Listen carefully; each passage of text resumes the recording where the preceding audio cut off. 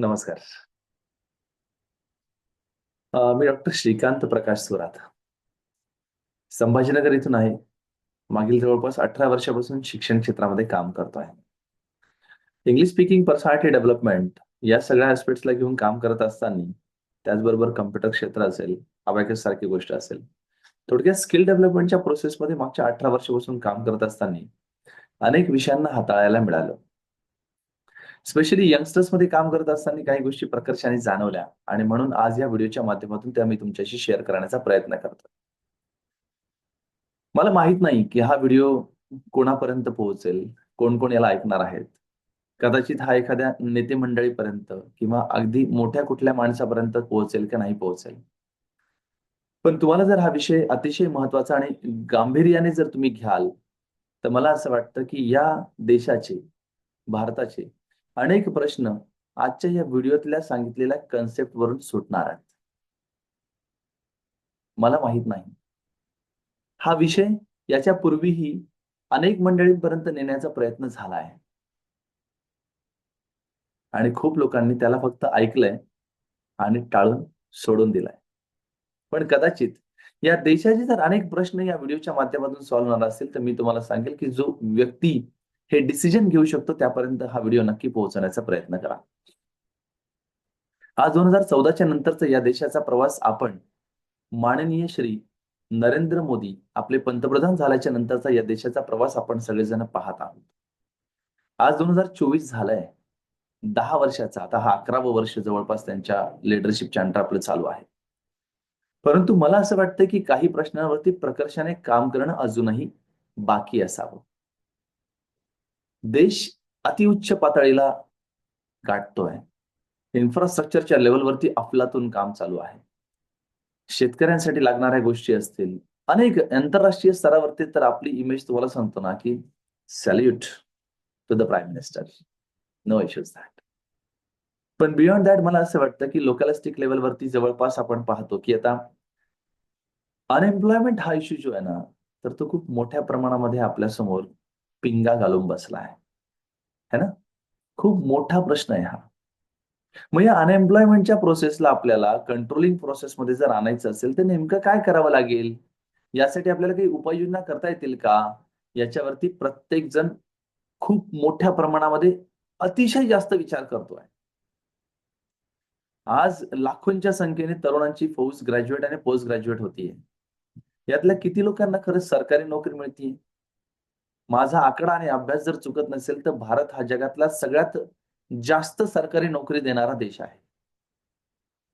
2.5-2.6% जनतेला सरकारी नोकरी देणारा हा देश म्हणून ओळखला जातो. जो माझा अभ्यास आणि वाचनातला विषय म्हणून मी तुम्हाला सांगतोय. कदाचित हा आकडा मागे-पुढे असेल, मला माहीत नाही. पण तरी जो अभ्यास माझ्या जवळचा आहे, तो मी मांडतोय. मग मी सरकारीच नोकऱ्यांबद्दल म्हणतोय अशातला प्रकार नाही. माझं म्हणणं आहे, की प्रत्येक ग्रॅज्युएट आणि पोस्ट ग्रॅज्युएट झालेल्या मुलाला त्याच्या एबिलिटीप्रमाणे काम मिळावं. म्हणजेच एम्प्लॉयमेंटचा रेशो आपला वाढावा. या दृष्टिकोनातून या व्हिडिओच्या माध्यमातून सांगितलेली ही गोष्ट जी वारंवार तुमच्यापर्यंत येऊनही तुम्ही निग्लेक्ट केलेली असेल, तर ती निग्लेक्ट न करता थोडी काळजीपूर्वक जर ऐकली आणि इम्प्लिमेंटेशनच्या दृष्टिकोनातून ज्यांच्याकडे आज अधिकार आहे, त्यांनी जर समोर येऊन ही गोष्ट मांडली, तर मला असं वाटतं, की हे देशाचं भलं करणारं काम असेल.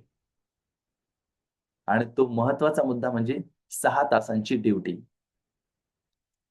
आज जगभरामध्ये आपण पाहतो, की क्वालिटी वर्किंग अवर्सच्या दृष्टिकोनातून जर आपण काही देशांचा जर आकडा घ्यायचा ठरला, तर काही देशांमध्ये 3.22 3 तास 22 सेकंदच क्वालिटी लेव्हलचं काम एखाद्या व्यक्तीकडून घेतलं जातं.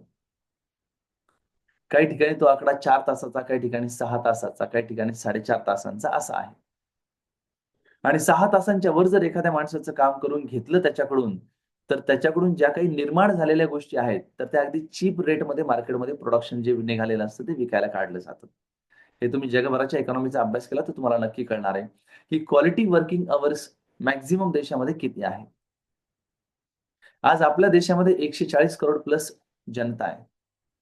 याच्यामधला ग्रॅज्युएट होणाऱ्या लोकांचा आकडा जर आपण काढला, पोस्ट ग्रॅज्युएट होणाऱ्या लोकांचा आकडा जर काढला, तर या प्रत्येकाकडे कुठे ना कुठेतरी एबिलिटी आहे. त्यांना आज काम हवं आहे. मग आज आपण जिथे आपल्या वर्क फोर्सकडून कदाचित या गोष्टीला कंपन्यांचे मालक विरोध करतील. परंतु पॉलिसी लेव्हलवर जर काम केलं ना, तर या देशाची कमीत कमी आजच्या कंडिशनमधली अनएम्प्लॉयमेंटचा जो दर आहे ना, हा आपल्याला पटकन रिमूव्ह करता येईल आणि मॅक्सिमम लोकांना एम्प्लॉयमेंट देता येईल जर ही आयडिया इम्प्लिमेंट केली तर. ती म्हणजे 6 तासांची ड्युटी. आज आपण ज्या ठिकाणी 8 तास, 10 तास, काही ठिकाणी 12-12 तास, काही ठिकाणी 16-16 तास काम करणारे वर्कर पाहतोय. मी कंपन्यांच्या मालकांच्या विरोधात नाही. कारण इकॉनॉमीचा सगळ्यात मोठा बॅकबोन जर कोण असेल ना, तर हीच इंडस्ट्रियल मंडळी आहे. देशाचा बॅकबोन आहेत ती. कारण त्यांच्याचमुळे आज इकॉनॉमीला आपल्याला गती मिळत चालली आहे. त्याच्यामुळे त्यांनाही एकदा सॅल्यूट.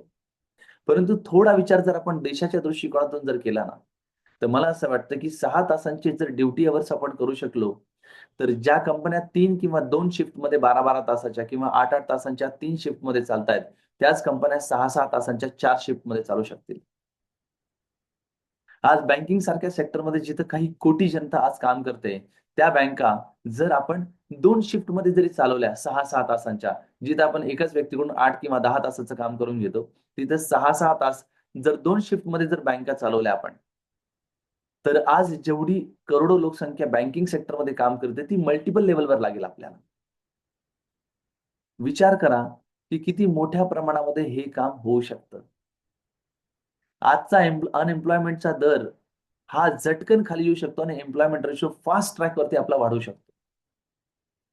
एक छोटासा निर्णय राज्य पातळीवरती किंवा देश पातळीवरती ज्याला घेण्याचा अधिकार आहे, त्याच्यापर्यंत हा व्हिडिओ जर तुम्ही पोहोचू शकलात, तर मी एक छोटासा शिक्षक, शिक्षक बनण्याचा प्रयत्न करत असलेला एक व्यक्ती, छत्रपती संभाजीनगर महाराष्ट्रामधून तुम्हाला सगळ्यांना आवाहन करतोय, की 6 तासाची ड्युटी हा जर आपल्या देशासाठी सगळ्यात मोठा बदल आपण घडवू शकलो, तर येणाऱ्या कालखंडामध्ये तुमच्या माझ्या घरात असलेली अनएम्प्लॉईड जनता, अनएम्प्लॉईड व्यक्ती ही एम्प्लॉईड होऊ शकते.